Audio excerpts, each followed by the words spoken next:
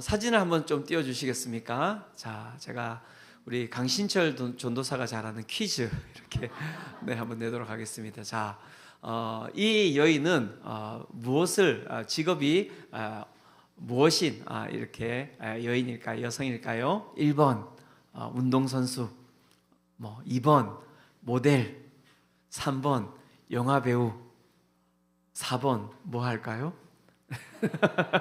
네, 자, 어떤 여인 같아 보이십니까? 뭐 하는 여자 같은? 예? 모델. 예, 제가 봐도 모델 같습니다. 이 여자의 직업은 발레리나입니다. 네, 우리가 생각했던 발레리나하고는 좀 다르죠, 그죠? 네, 맞습니다. 미스티 코플랜드라고 하는 여성인데요. 내려주시면 될 것 같습니다. 미국의 대표적인 발레리나입니다. 세계 3대 발레단이 있다고 하는데요. 그 가운데 하나인 아메리칸 발레 시어터라고 하는 이 발레단의 75년의 역사상입니다. 75년의 역사상 최초의 흑인 여성 수석 무용수라고 합니다. 예. 그러니까 뭐 백조의 호수 이렇게 이야기하면 그 가운데 중앙에서 서서, 예, 그죠? 정말 기적적인 일이라고 할 수가 있을 텐데요. 75년의 역사상 처음 일어난 일이니까 어떻게 보면은 한 사람의 한 평생에 일어나기도, 그죠? 쉽지 않은 일이 그 가운데 일어난 것이죠. 그녀의 성장 과정을 살펴본다면 이것이 얼마나 더 큰 기적인지 알 수 있는데요. 미스티 코플랜드는 이혼을 반복해온 어머니를 따라서 모텔을 전전하며 그 가운데 무료 급식을 먹으며 힘겨운 유년 시절을 보냈던 여인입니다. 그리고 늦은 나이죠. 13살 때 발레를 처음 시작했어요. 그러니까 발레리나의 제가 알기로는 수명이라고 하죠. 운동하는 연수가 그렇게 별로 많지 않다고 알고 있거든요. 20대 중반, 30대 안 넘어가는 걸로 알고 있습니다. 최고의 전성기는 10대 후반부터 20대 초반 이 정도로 알고 있는데 13살에 시작한 거니까는 어떻습니까? 엄청 늦은 거죠. 그리고 발레리나는 뭐가 중요합니까? 모든 관절이 다 이렇게 유연해야 되지 않습니까? 그러니까는 아주 어릴 때부터 보니까 대부분 시작하더라고요. 그런 걸 생각한다면 어떻게 보면 되게 늦게 시작한 것이죠. 그리고 시작한 발레리나로서의 삶도 이렇게 순탄치 못하였다고 합니다. 수많은 발레 아카데미에 도전했지만 그 돌아온 답은 불합격이었습니다. 왜냐하면 99%가 발레리나는 다 백인인 거예요. 그러니까 일단은 피부 색깔에서부터 일단 차별을 받게 되어 있었고요. 그 다음에 아까 몸을 보셨지만 장신에다가 몸에 근육들도 이렇게 붙어 있으니까 이 정형화된 신체를 추구하는 발레계에서는 이렇게 차별을 당할 수밖에 없었던 것이죠. 하지만 미스티 코플랜드는 그런 가운데서도 이렇게 생각했다고 합니다. 처음에는 많은 사람들에게 너는 안 돼 라는 말을 들었지만 오히려 그 말이 나 자신을 강하게 만들었고, 장애물이 있을 때마다 자기 자신의 그 존재가 장애잖아요. 피부 색깔, 그 다음에 몸의 형태, 이 모든 것들이 장애인데 이런 장애물이 있을 때마다 자신의 목표와 꿈을 되새기며 나는 포기할 수 없다라고 자신에게 이야기하면서 끊임없이 어떻게 해요? 도전했다는 거예요. 도전했다는 거예요. 저는 이 도전이 너무너무 저는 감동적이고 가슴을 뛰게 하는 것이라고 생각하는데요. 결국 그녀의 이러한 도전은 백인 중심의 발레계에서 새로운 역사를 쓰게 되었던 것이죠. 있을 수 없는 일이 일어났습니다. 제가 이야기 드렸잖아요. 99%의 그 발레리나가 다 백인이라는 거예요. 그러면 1% 아닙니까? 유색 인종은 1% 가운데, 그 가운데서 이 3대 어떻게 보면은 발레단 가운데 들어가서 수석 발레리나가 된다는 것 자체는, 그러니까는 그건 가능성이 없는 일이 실제적으로는 일어난 것이죠. 그리고 어떻게 보면 전 세계적으로 이 미스티 코플랜드를 통하여서 다양성과 포용이 무엇인지가 이렇게 보여지는 하나의 상징이 되었다고 이야기합니다. 그러면서 사진을 하나 더 띄워주시겠습니까? 네. 이게 이제 타임지에 이제 올라온 사진인데요. 세계에서 가장 영향력 있는 백인의 개척자라고 이야기할 때 그 가운데 이 미스티 코플랜드가 이름을 올리게 된 것이죠. 그러니까는 얼마나 많은 노력을 했을까요? 그러니까 베스트를 넘어서야 되는 거예요. 그죠? 예, 왜냐하면 똑같은 수준에서 발레를 하면 사람들은 자신들이 생각하는 체형과 자신들이 가지고 있는 그러한 피부색을 가지고 있는 사람을 뽑을 것이기 때문에 그 모든 사람들을 다 넘어설 수 있는 올리원이 돼야 되는 거예요. 단지 이 사람 한 명만이 할 수 있다는 것을 해야 되는 것이죠. 그런데 이 미스티 코플랜드가 그것을 해내었다, 이렇게 이야기를 하고 있습니다. 자, 이제 내려주시면 좋겠습니다. 이제 저를 보시면 되겠습니다. 이렇게. 네. 도전. 저는 여기서 뭐 다른 것보다도 도전이라는 단어에 좀 우리가 핵심을 가졌으면 좋겠습니다. 도전이라고 하는 이 단어는 무엇입니까? 우리의 삶을 아름답게 바꿔놓을 수 있는 아주 큰 힘이 되는 단어라고 할 수 있는 것이죠. 어떻습니까? 우리 성도님들은 도전이라는 단어를 들으면 마음에 어떤 이렇게 심장의 고동이 뛰게 되십니까? 어떤 생각을 가지게 되십니까? 아주 몸이 건조하십니까? 네, 그렇죠? 이상한 거예요, 우리가. 그런 부분에 도전이라는 단어는 남녀노소 상관없이 우리의 마음에 뜨거움을 주고 감동을 주는 게 도전이죠. 극한의 어려운 상황, 전혀 변화될 수 없는 최악의 상황을 이겨낸 삶은 더욱더 큰 감동을 줄 수가 있는 것이죠. 저는 신앙에 대해서 이렇게 생각합니다. 신앙을 하나님께서 하시는 일, 그것을 바라보는 것이 신앙이죠. 그래서 우리는 되게 신앙을 어떻게 보면 또 수동적으로 생각할 수 있는데요, 그렇지 않습니다. 신앙은 수동적일 수도 있겠지만 아주 능동적이고 힘이 필요한 것이라고 또 할 수 있습니다. 하나님이 하시는 일을 보기 위하여서 하나님께서는 우리의 삶에 도전이라는 단어를 던져주셨거든요.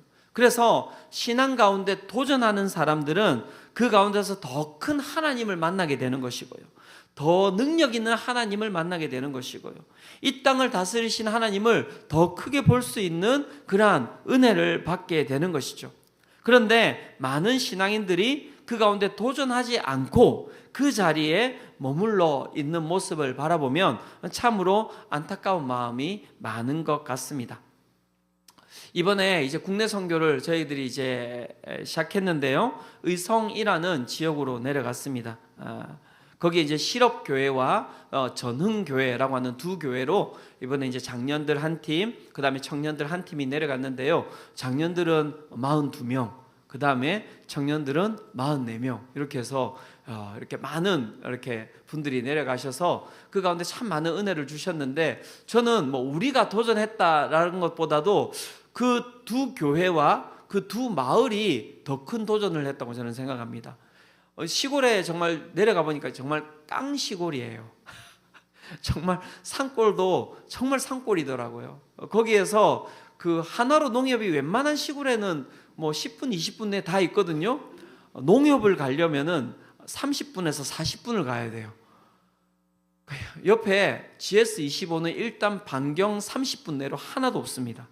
예. 그러니까는 뭐 없어요. 정말. 예, 없더라고요. 야, 그러니까 정말 깡시골이더라고요. 그러니까 그 시골에 있는 분들은 이 변화되는 것들 되게 싫어하시거든요. 그리고 누가 그 오는 것도 되게 힘들어하세요. 교회도 마찬가지고. 그런데 어떤 일을 이제 벌인 겁니까? 저희들이 몇몇 교회, 그 두 교회 말고 다른 교회도 저희들이 접촉을 했었는데 실제 거부한 교회들이 많이 있습니다. 오지 말라고, 그냥 힘들어한다고, 마을 분들이 힘들어한다고. 근데 이 두 교회가 이제 저희를 이제 받아준 것이죠. 그래서 저희가 이제 내려가서 전도하고 이렇게 이제 목요일부터 해서 금요일, 토요일까지, 그리고 이제 오늘 예배까지 드리고 올라오는 건데, 저도 이제 목요일날 같이 내려갔습니다. 그래서 어제 이제 오후에 올라왔거든요. 어제 이제 저희들이 이제 두 교회에서 마을 잔치를 했는데, 제가 이제 장년 측 마을 잔치를 하는 것을 보고 그다음에 이제 청년 쪽으로 이제 넘어갔어요. 넘어갔는데 이제 마을 잔치가 다 이제 거의 끝나고, 뭐 그다음에 이제 어르신들 머리 뭐죠? 염색하고, 그다음에 네일 아트 하고, 그다음에 마사지 하고 막 이렇게 이제 하고 있는 거예요.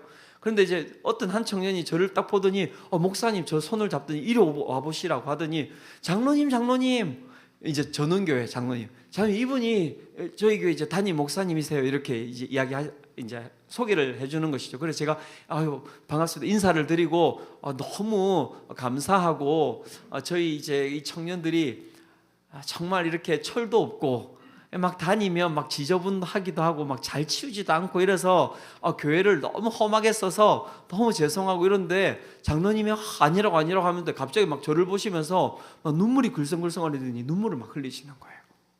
제가 장로님 저희가 한 게 없는데 아유 뭐 이렇게 또 뭐 눈물을 흘리시냐고 이렇게 이야기했더니 이 장로님이 딱 다른 말씀 안 하시고 딱 한마디 하시는 거예요. 요 근래 이렇게 청년을 많이 본 게 처음이라고 이야기하시는 거예요.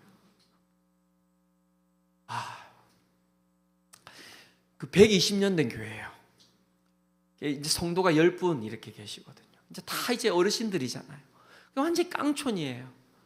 그런데 막 청년들이 40명이 막 교회에서 막 돌아다니고 있고 그 가운데서 막 떠들고 이야기하고 그 다음에 마을을 막 휘젓고 그 옆에 시내에 제가 그렇게 깨끗해 보이진 않는데 막 거기 가가지고 애들 막 수영하고 있고 막 제가 애들 막 뭐라고 말할 수도 없고 막 나이가 30이 넘었는데 애들이 막 애들이 막 난리가 난 거예요. 그런데 제가 막 조심조심하고 저는 마음에 막 혹시라도 이분들이 막 불쾌해가지고 막 나가라고 하면 어떡하지 막 그런데 장로님이 눈물을 툭툭 흘리시면서 막 그 얘기를 하시는 거예요. 목사님 너무 감사하다고 너무 좋다고 자기가 정말 요 근래 한 번도 이렇게 청년들을 많이 본 적이 없다고 막 너무 많이 은혜를 받으시고 계속 저를 볼 때마다 계속 막 눈물을 흘리시는 거예요. 목사님 감사하다고 목사님 감사하다고. 도전은 여러분 하나님을 향한 도전은 우리의 삶에 너무너무 큰 은혜를 주는 거예요. 아무것도 아닌 것처럼 보이지만 그분들이 그 마음을 하나 열은 것만으로도 그 삶에 여러분 정말 어떤 없는 게 뭐가 있겠습니까? 웬만한 거 요즘 시골에 있는 분들이 더 잘 사시거든요, 여러분. 이분들이 막 그 가운데 은혜를 누리시는 거예요. 은혜를 누리시는 거예요. 간 분들도 너무너무 은혜를 많이 누리고 계시다. 다 보러 홀쑥 깨가지고 막 이렇게 계신데 제가 여지껏 봐왔던 얼굴보다도 그렇게 밝은 얼굴을 본 적이 없어요. 본 적이 없어요. 제가 보는 분들마다 왜 이런 얼굴을 이제야 보여주시냐고 막. 애들도 기적이 일어나가지고요. 애들 가서 막 어떻게 하냐 막 회의하고 애들 막 7명이나 갔거든요. 막 5살부터 해가지고 막 얘들이 어떻게 하냐 했는데 기가 막힌 일이 일어난 거예요. 애들이 막 서빙을 하고요. 마을 잔치 하는데 막 밥도 그릇이요 막 이렇게 하고 애들이 나가서 막 전도하고 다니는데 애들 너무너무 좋아하는 거예요. 왜? 나가면 나갈 때마다 뭘 가져와 이렇게 애들이. 거기 있는 어르신들이 또 이 나이 또래 애들을 본 적이 오래됐다는 거예요. 실업교회 뒤에 초등학교가 있는데 거기 옛날에는 200명이 다녔던 학교래요. 근데 폐교됐어요. 그러니까 막 가서 애들이 이런 사랑을 받아본 적이 없는 거예요. 가는 곳마다 자기를 사랑해 주니까. 애들이 막 확 펴가지고 제가 니들 올라오지 마라. 너무 큰 은혜가 있는 거예요. 하나님 안에서 여러분 도전해 나갈 때 그 가운데 진짜 우리의 삶이 변화되어 가거든요. 변화되어 가거든요. 오늘 우리가 읽었던 이 본문에는 여러분 정말 우리의 신앙 가운데 도전의 본이 되는 사람이에요. 본이 되는 사람. 우리의 마음을 다시 뜨겁게 하고 우리의 마음 가운데 하나님을 위해서 도전하는 삶에 감동을 줄 수 있는 제가 한 사람을 오늘 소개하고자 하는데요. 그 사람이 누구냐면 바로 갈렙이라고 하는 사람입니다. 저는 이 갈렙을 통하여서 우리의 삶에 신앙의 도전이라고 하는 이 마음이 다시 회복되기를 소망하는데요. 이 갈렙의 이야기에서는 빠질 수 없는 한 부분이 있습니다. 일약 이 사건으로 말미암아 갈렙이 정말 어떻게 보면 도전의 대명사가 되게 되거든요. 바로 오늘 본문을 기준으로 하면 이 45년 전에 이 갈렙의 이야기입니다. 여호수아의 사건은 아니고요. 민수기 13장과 14장에 나오는 사건인데요. 이때 이제 어떤 일이 일어났냐면 이스라엘 백성들이 노예의 어떤 애굽 땅에서 출애굽하여서 가나안 땅에 도착했을 때의 일입니다. 모세가 가나안 땅을 갖다가 살펴보기 위하여서 12명의 정탐꾼을 어떻게 해요? 가나안 땅에 보내게 되지요. 그들이 정탐을 하고 난 뒤 그 가운데 돌아와서 모세와 이스라엘 백성들에게 어떻게 해요? 그 땅이 어떤 땅인지에 대해서 이제 보고회를 가지게 됩니다. 그 가운데 이 12명의 정탐꾼들이 다 한 목소리로 이렇게 보고를 합니다. 어떻게 이야기합니까? 이 땅은 어떤 땅이라고 이야기합니까? 하나님께서 말씀하신 대로 젖과 꿀이 흐르는 땅이다. 정말 막 포도가 입다만하고 정말 그 가운데 뭐 과실이 우리가 이때까지 보지 못하였던 그런 젖과 꿀이 흐르는 땅입니다. 이렇게 보고를 하는데요. 그 가운데 그 보고를 한 이후에는 이 12명의 정탐꾼이 딱 두 패로 정확하게 나뉘어져요. 이 땅을 다르게 평가한다는 것이죠. 그 가운데 갈렙은 이렇게 이 땅에 대해서 이야기하고 있습니다. 민수기 13장 30절인데요. 같이 한번 읽어보도록 하겠습니다. 자, 시작.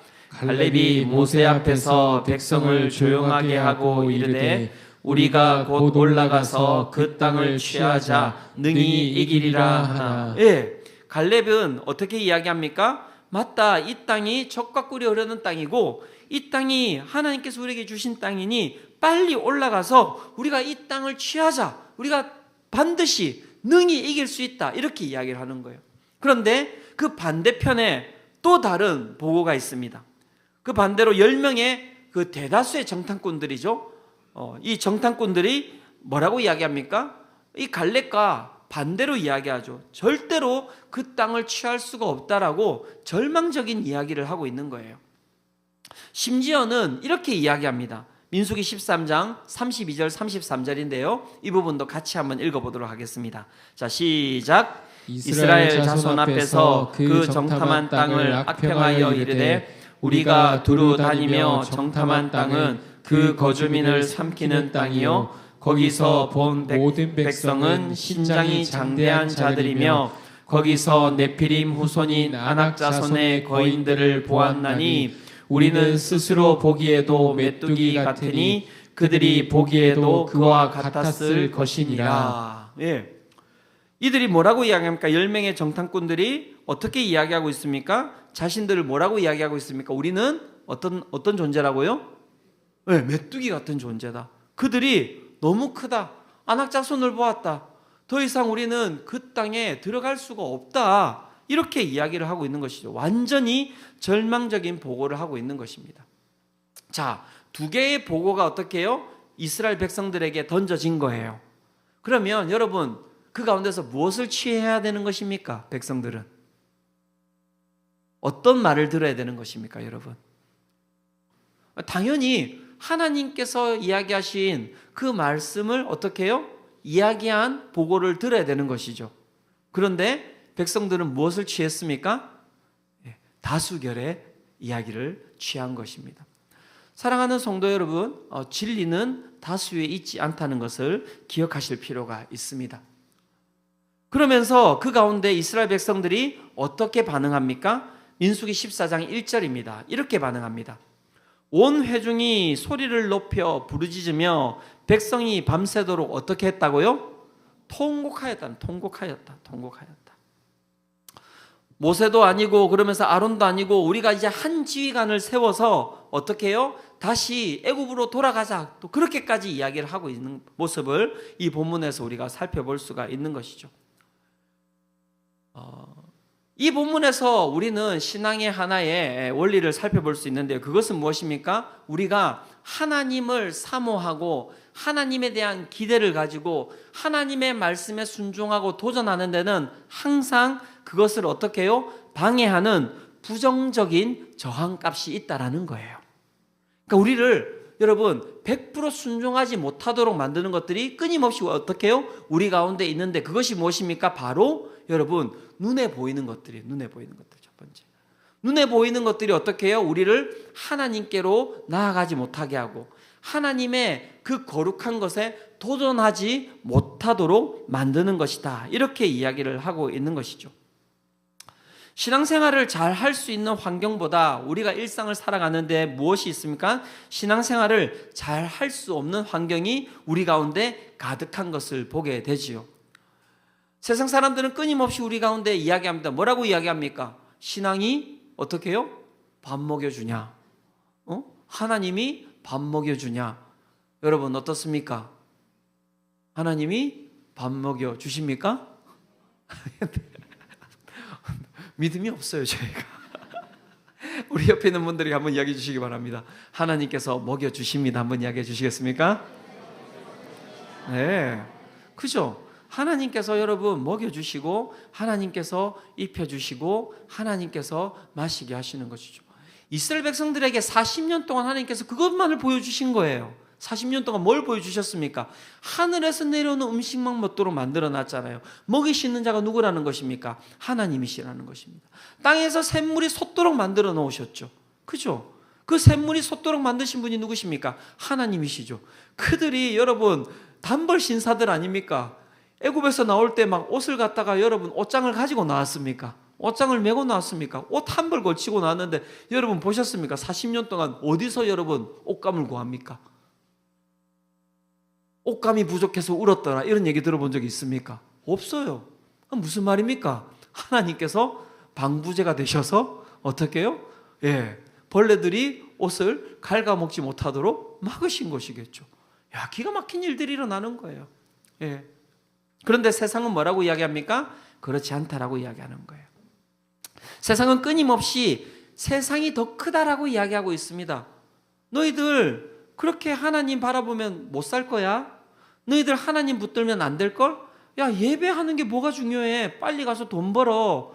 예배하는 게 뭐가 중요해? 빨리 가서 너의 삶이나 챙겨. 지금 네가 해야 될 게 태산인데 무슨 예배를 드린다고? 너 어제도 술 먹고 지금 꽐라? 이렇게. 그래서 지금 여기 앉아 있는 거잖아. 너 지금 가서 몰래 가서 맨날 담배 피고 앉아 있잖아. 너 그러면 예배하는 거 안 돼. 막 그런 얘기를 하는 거예요. 끊임없이 어떻게 해요? 하나님 앞에서 거룩한 삶으로 도전하지 못하도록 어떻게 하는 것입니까? 세상은 끊임없이 우리에게 이야기를 하고 있는 것이죠. 그래서 오늘도 우리는 어떻습니까? 도전하지 못한 채 그냥 원망과 우리 마음 가운데 무기력함과 그러한 무감각함으로 여러분 신앙생활하고 있는 것 아닙니까? 도전 이렇게 이야기하면 막 마음에 여러분 막 감정이 끌어오르고 그래 뭔가 나를 통해서 하나님이 뭔가 하실 일이 있을 것 같아. 내가 뭔가 도전해봐야지. 하나님께서 더 큰 하나님을 내가 경험해봐야지. 이러한 마음들이 끌어올라야 되는데 없는 거예요. 없는 거예요. 빨리 예배가 끝났으면 좋겠고 권사님 감사합니다. 앞에 있는 권사님이 아니라고 이렇게. 맞습니다. 저는 권사님을 기대합니다. 예. 그죠? 예. 그죠? 그런 부분에 오늘 우리는 어떻게 해요? 갈렙을 살펴볼 필요가 있다는 것이죠. 갈렙은 어떻게 여러분 그 모든 사람들이 안 된다고 이야기하는 상황이에요. 그리고 객관적으로 봤을 때도 절대 그 땅을 이스라엘 백성들이 점령을 할 수 없는 상황이라는 것이죠. 그 가운데서 그는 어떻게 그 가운데서 우리는 도전해야 된다. 그렇게 이야기를 할 수 있었을까요? 그리고 45년이 지났지 않습니까? 그렇게 여러분 45년이 지난 그 상황 가운데서 다시 가나안 땅에 들어왔는데요. 가나안 땅에 들어왔더니 여기저기 지파들은 다 웬만하게 괜찮은 땅들을 다 가졌단 말이에요. 그런데 지금 이 갈렙은 어떤 땅을 달라고 이야기하고 있습니까? 아낙 자손이 있는 헤브론 땅을 달라는 거예요. 사람들이 가장 정복하기 어려운 곳. 그 땅을 어떻게 해요? 달라고 이야기하고 있는 거예요. 여러분 멋있지 않습니까? 저는 우리 수성빛교회 성도님들이 이 갈렙과 같은 삶을 살아가시기를 축원합니다. 12분밖에 대답을 안 하셨어요. 갈렙과 같은 삶을 살아가시기를 축원합니다. 예, 아멘 하십시오. 아멘 하십시오. 예. 갈렙과 같은 삶을 살아갈 필요가 있는 것이죠. 왜? 그 가운데 여러분 친정 신앙에 정수가 있기 때문입니다. 그렇다면 갈렙은 어떻게 이렇게 도전적인 삶을 살아갔던 것일까요? 뭐 다른 것 없습니다. 딱 한 가지입니다. 그는 담대하였기 때문입니다. 담대함. 우리가 신앙에서 여러분 가지고 있어야 될 것은 무엇이냐면 담대함입니다. 담대함이라는 뜻은 무엇입니까? 담대함은 겁이 없고 용기가 많으며 어떤 어려움이나 두려움 앞에서도 마음이 흔들리지 않고 확고한 태도를 유지하는 상태가 담대함이라고 이야기하는데요. 이것은 그냥 국어사전에 나온 정의이고요.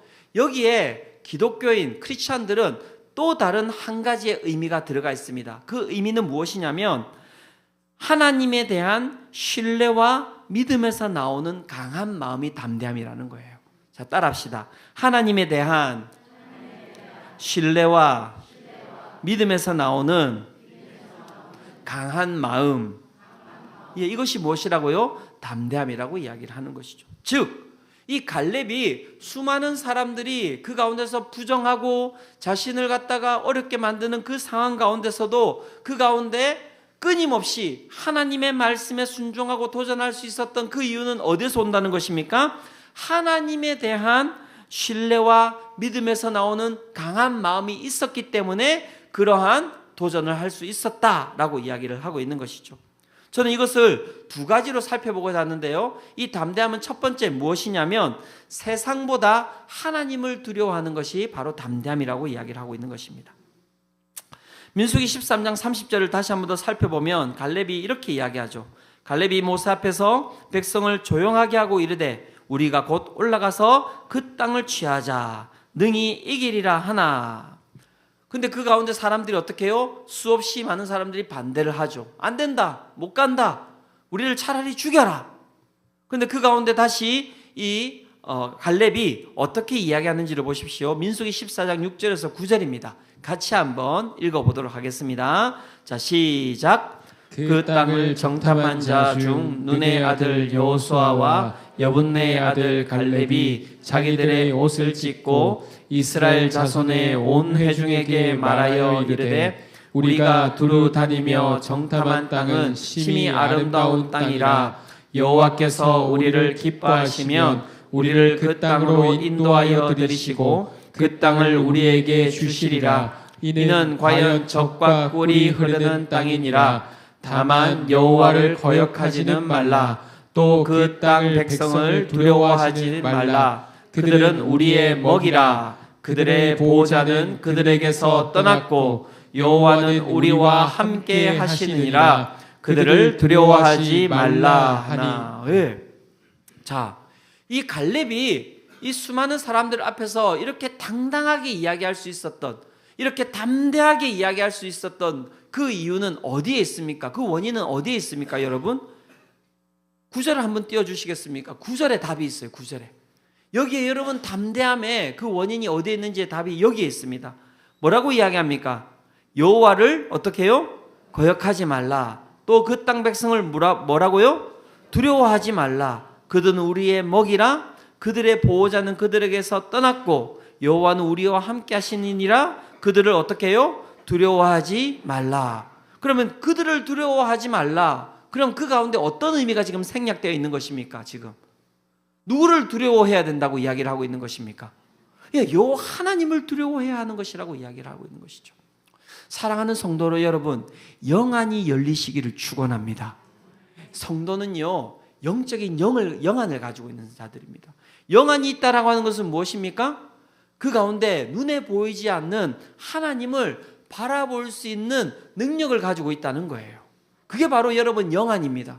그게 뭐 형상에 대한 문제가 아니라 하나님은 보이지 아니하시지만 여러분 세상이 아무리 크다 할지라도 여러분 세상이 하나님보다 클 수 있습니까? 없습니까? 아무리 여러분 우리 인간의 기술이 높다 할지라도 여러분 이 건물이 여러분 건축물이 하늘에 닿을 수 있습니까? 없습니까?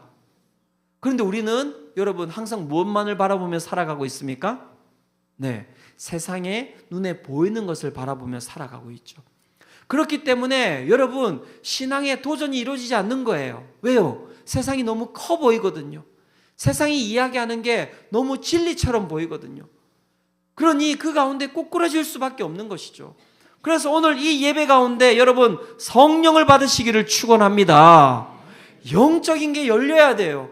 그래서 세상을 다스리시는 하나님의 영권이 여러분 가운데 보여야지만이 그 가운데 어떻게 해요? 세상을 두려워하지 아니하고 하나님을 두려워하면서 우리가 살아갈 수 있는 것이고 그 가운데 하나님을 두려워하며 살아가는 자들만이 세상에 대해서 담대함으로 도전하며 나아갈 수 있는 삶이 된다라고 말씀이 이야기를 하고 있는 것이죠. 사랑하는 성도 여러분, 하나님을 두려워하시기를 축원합니다. 그것이 바로 여러분 이 땅 가운데서 여러분 담대함으로 살아가는 그 진리라고 이야기를 하고 있는 것이죠.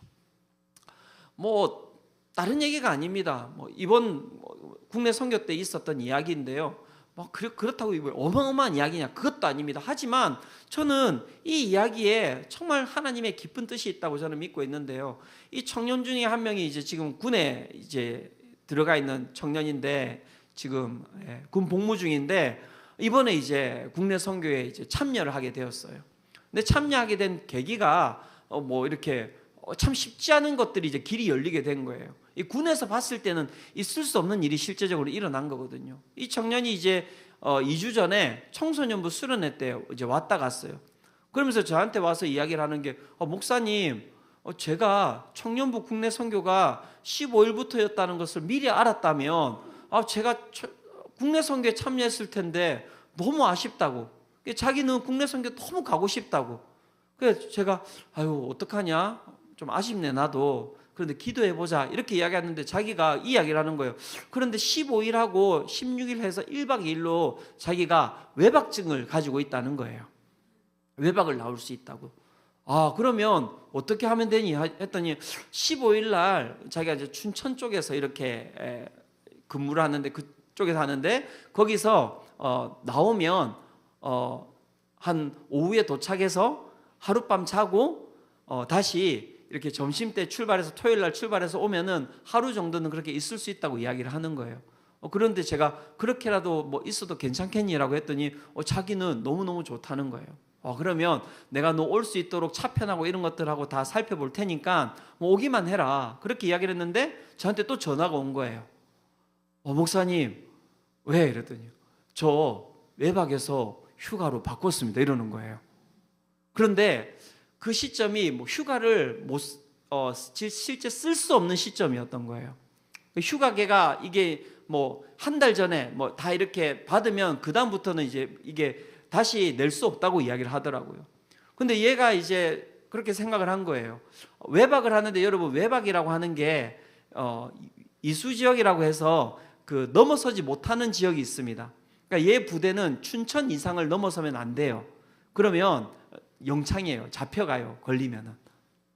그런데 어떤 생각을 했냐면 그런데 다 모르니까 자기가 그냥 그렇게 해서 미수 지역을 이탈해서 그냥 의성까지 내려와야겠다라고 생각을 한 거죠.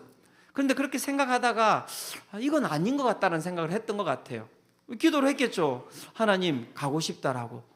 그런데 뭐 답은 없어요. 길도 없고. 그러다가 이제 부대에 있는 보급관님이 있습니다. 행정보급관님이 있는데 그분에게 이야기를 했다는 거예요. 이런 사정이 있고 제가 뭐 이제 외박이 있었는데 보급관님 제가 외박을 하면 위수 지역을 이탈해 가지고 제가 거기에 청년들이 있는 국내 선교 갔다 오려고 했습니다. 이렇게 이제 이야기를 한 거예요. 그랬더니 이 보급관님이 그래? 너 알겠다 이렇게 듣고 그냥 흘릴 줄 알았는데 그걸 중대장님하고 이야기를 한 거예요. 또 그럼 또 중대장님이 또 이걸 갖다가 대대장님한테 또 이야기를 한 거예요. 근데 대대장님이 그 이야기를 듣고 그러면 외박을 보내지 말고 걔 그냥 휴가를 보내주라고. 여러분들은 뭐 군대 안 갔다 오셔서 뭐 모르시겠지만 이건 기적 같은 일이 일어난 거예요. 있을 수 없는. 호영이가 어떡하지?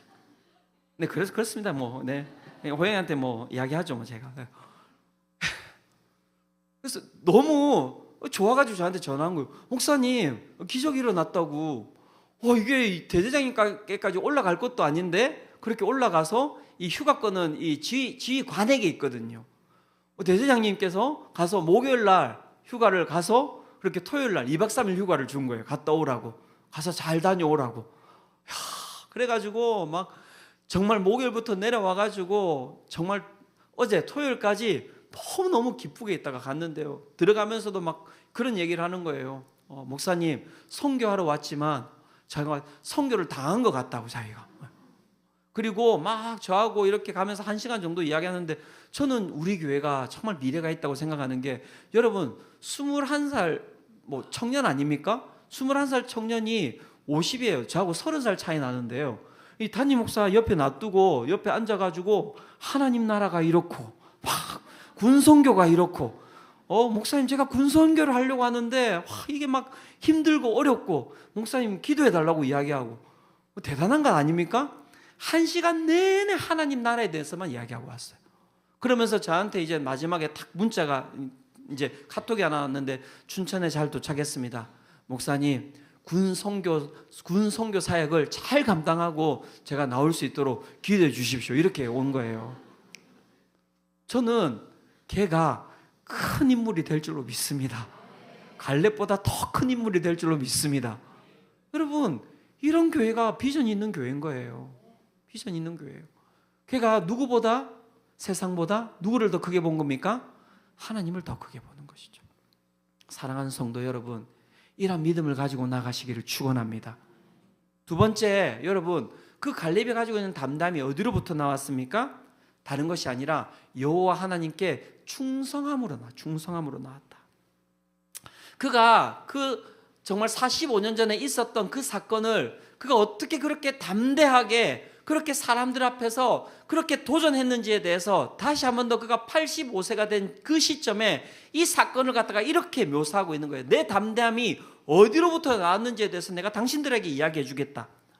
여호수아 14장 7절과 8절이 그 답을 하고 있는데요, 같이 한번 읽어보도록 하겠습니다. 자, 시작. 내 나이 40세 여호와의 종 모세가 가데스 바네아에서 나를 보내어 이 땅을 정탐하게 하였으므로 내가 성실한 마음으로 그에게 보고하였고 나와 함께 올라갔던 내 형제들은 백성의 간담을 높게 하였으나 나는 내 하나님 여호와께 충성하였으므로. 그가 정말 이 세상에서 그 가운데서 수많은 사람들이 반대하고 자신을 갖다가 부정한다 할지라도 그 가운데 하나님을 위하여서 도전하며 나갈 수 있었던 힘이 어디서 나왔다고 이야기하고 있습니까? 8절에 뭐라고 이야기합니까? 나와 함께 올라갔던 내 형제들은 백성의 간담을 높게 하였으나 나는 어떻게 하였다고요? 내 하나님 여호와께 충성하였다. 이렇게 충성하였다라고 하는 뜻은 무엇이냐면 가득 채워 충만하였다라는 것이죠. 가득 채워 충만하였다. 그러면 그가 여호와 하나님께 충성하였다. 무엇을 가득 채워서 충만케 하였을까요? 여호수아 14장 12절이 이렇게 이야기하고 있습니다. 그날에 여호와께서 말씀하신 이 산지를 지금 내게 주소서. 당신도 그날에 들으셨거니와 그곳에는 아낙 사람이 있고 그 성읍들은 크고 견고할지라도 여호와께서 나와 함께 하시면 내가 여호와께서 말씀하신 대로 어떻게 해요? 그들을 쫓아내리이다 하니. 그가 무엇으로 그를 가득 채웠다는 것입니까? 여호와의 말씀을 그의 삶에 가득 채웠다. 다른 것이 들어오지 못하도록 그 가운데 가득 채운 것, 그것이 바로 여러분 충성이라고 이야기하고, 그렇게 충성되이 나아가는 그의 삶에 하나님께서 어떻게 해요? 담대함과 능력과 기적을 허락하여 주신 것이다. 이렇게 이야기를 하고 있는 것이죠. 사랑하는 성도 여러분, 이 땅 가운데 담대함으로 나아가시기를 축원합니다. 그것은 남녀노소가 없고요, 여러분 신앙에 여러분 연차가 없는 거예요. 오늘도 여러분들을 무너뜨리는 것이 무엇입니까? 오늘도 여러분들을 괴롭히는 것이 무엇입니까? 오늘도 여러분들을 도전하지 못하게 하는 것이 무엇입니까? 나이입니까? 아유, 제가 이 나이에 뭘 하겠어요? 갈렙은 85세입니다. 85세보다 어리신 분들 다 도전하시기를 축원합니다. 도전하셔야 됩니다. 하나님, 내 삶을 변화시키시고 내 가정을 변화시키시고 내 공동체를 변화시키고 내 가는 길 가운데 하나님의 그 영광이 드러나게 하여 주시옵소서. 오늘도 내 삶에 어려움이 있는 분들 계십니까? 내 삶에 고통 있는 분들 계십니까? 내 삶에 흠이 있는 분들 계십니까? 오늘도 그 흠으로 말미암아 오늘도 자괴감과 자책감과 나는 안 되고 불안과 두려움에 그렇게 휩싸여 계시지 마십시오. 오늘 하나님께서 여러분과 함께하고 계심을 믿으시기를 축원합니다.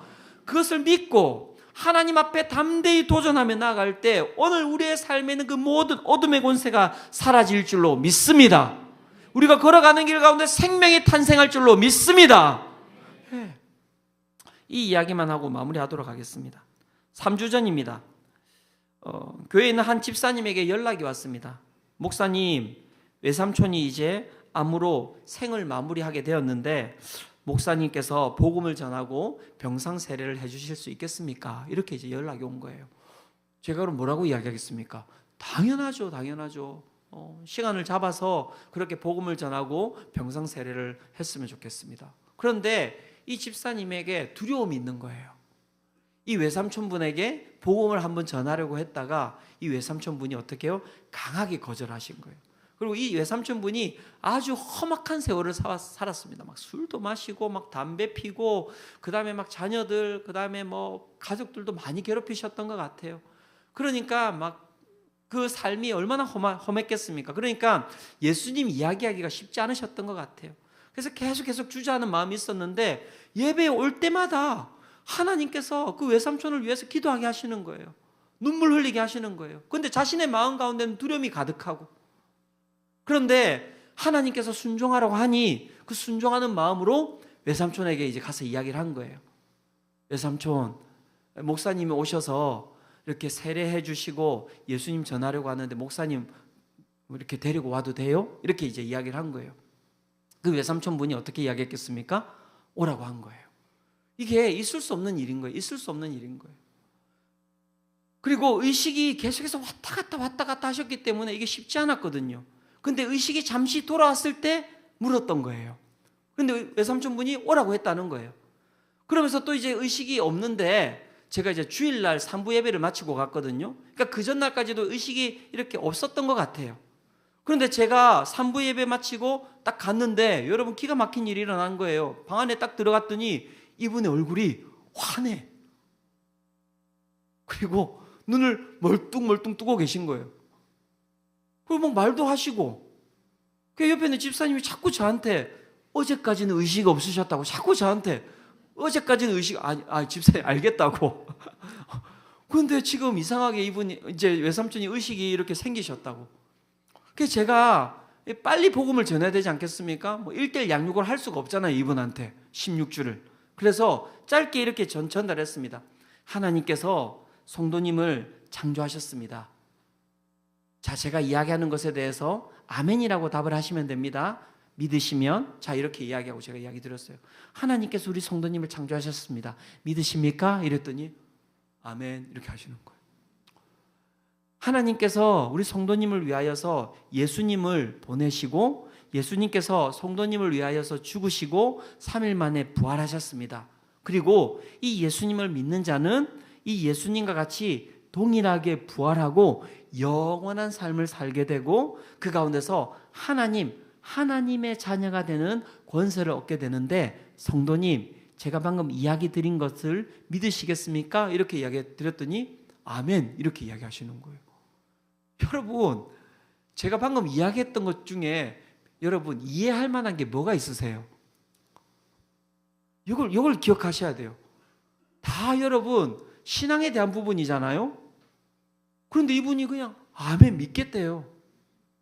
그리고 나서 세례를 드린다고 해서 세례 받으시겠습니까? 이렇게 이야기했더니 세례 받으시겠대요. 그 세례도 다 해드리고 했는데 갑자기 이분이 막 몸을 또 일으키시더니 막 이야기를 갑자기 입이 터지셨어.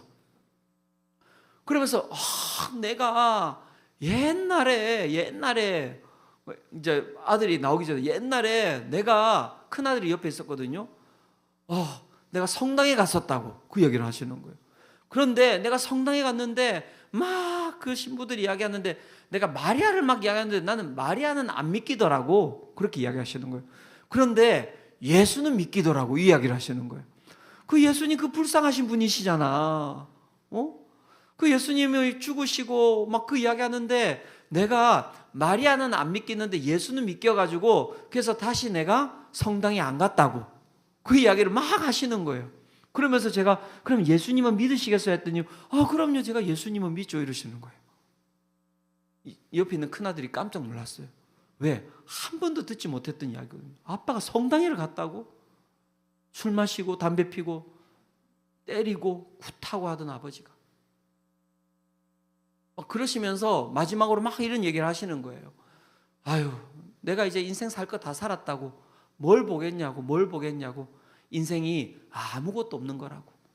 그런 얘기를 하시는 거예요. 그러면서 제가 이제는 하나님과 영원한 삶에 거하시는 거예요. 이렇게 이야기했더니 감사합니다. 그렇게 이야기하시는 거예요. 제가 그 모습 보고 제가 나왔거든요. 그러면서 막 집사님하고 정말 하나님께서 살아계시다고, 하나님께서 이렇게 은혜를 베푸셨다고 그렇게 이야기를 하고 제가 집에 돌아왔거든요. 그 다음날 월요일이잖아요. 제가 집에서 쉬고 있는데 우리 집사님 아내분한테 카톡이 온 거예요. 목사님, 외삼촌분이 오늘 새벽에 소천하셨습니다. 부정할 수 없도록 하나님께서 모든 것들을 다 만들어 놓으셨어요. 큰아들도 부정할 수가 없어요. 왜? 그때 아버지가 어떻게 해요? 말짱하게 깨어 있었거든요. 진짜 말짱했어요. 눈이 저보다도 또렷했어요. 사랑하는 성도 여러분, 하나님의 말씀에 충성하시기를 축원합니다. 충성하며 나아갈 때 기적이 일어나는 거예요. 믿어보세요. 이 시간 우리 함께 이 찬양 드리며 나아가기를 원하는데요, 이 산지를 내게 주소서. 오늘 우리 가운데 여러분 있는 산지가 무엇입니까? 오늘 우리가 취해야 할 것이 무엇입니까? 가정입니까? 오늘도 우리의 직장입니까? 오늘도 우리의 삶입니까? 세상이 이야기하는 끊임없는 그 메시지 가운데 주저앉아 있지는 않습니까? 나는 안 돼. 나는 실패했어. 아유, 나는 맨날 술에 쩔어 사는데, 내 가운데는 이렇게 죄가 많은데, 우리 가정은 이런 모습인데. 여러분, 그 모든 세상의 것들을 이 시간 내려놓고 모든 것들을 다 가능케 하시는 하나님을 바라보시기를 축원합니다. 하나님은 하실 수 있는 분이십니다. 믿으십니까? 갈렙은 그 하나님을 두려워했고 하나님의 말씀을 믿고 신뢰했기 때문에 그 산지, 아무도 취할 수 없을 것이라고 했던 그 산지를 취한 것이죠. 오늘 이 시간 우리가 함께 이 찬양 드리며 믿음으로 함께 나아가기를 원하는